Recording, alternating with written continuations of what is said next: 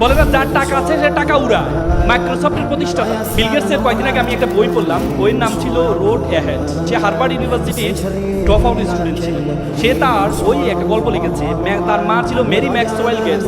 Mary Maxwell ছোটবেলা তাকে 3টি পরামর্শ দিয়েছিল, বলছে বাবা তোমাকে বড় হতে গেলে 3টি কাজ তোমাকে করতে হবে। কি কাজ? একটি হচ্ছে you have to be exception, তোমাকে ব্যতিক্রম হতে হবে। দ্বিতীয় হচ্ছে বিং ড্রিভার, ড্রিম বিগার, তোমার স্বপ্ন হবে অনেক বড়।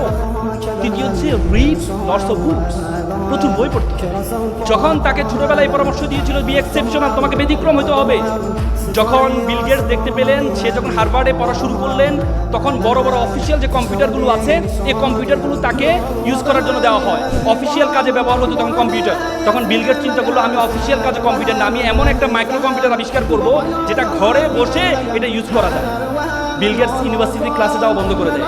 পরবর্তীতে বিল গেটস 4 বছরের মাথায় যখন মিনি কম্পিউটার জনক বলা হয়, মিনি কম্পিউটার আবিষ্কার করলেন, তখন তার বন্ধুরা পড়াশোনা শেষ করে এসে তার মাইক্রোসফটে এসে জব করা শুরু করেছে।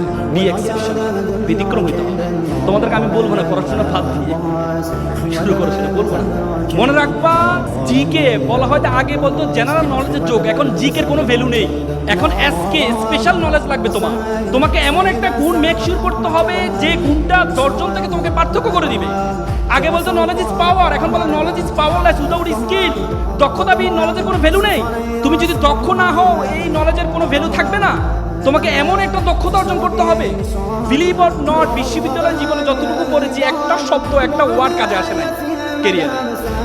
একটা শব্দ কাজে আসে নাই। কাজে আসছে কি? ঢাকা বিশ্ববিদ্যালয় ডিবেটিং সোসাইটিতে ডিবেট করেছিলাম, বিভিন্ন সোশ্যাল অর্গানাইজেশনের সাথে যুক্ত ছিলাম, কমিউনিকেশন স্কিল ছিল, অনেকের সাথে পরিচয় হয়েছিলাম, শত শত মানুষের সাথে পরিচয় হয়েছিলাম। এটা কাজে আসছে সবচেয়ে বেশি। এই জন্য তোমাদেরকে বললো, তোমাদেরকে সবচেয়ে গুরুত্বপূর্ণ দক্ষতাগুলো অর্জন করতে হবে ফার্স্ট ইয়ার থেকে। বলে না যার টাকা আছে সে টাকা উড়ায়, তার অনেক টাকা এই জন্য উড়ায়।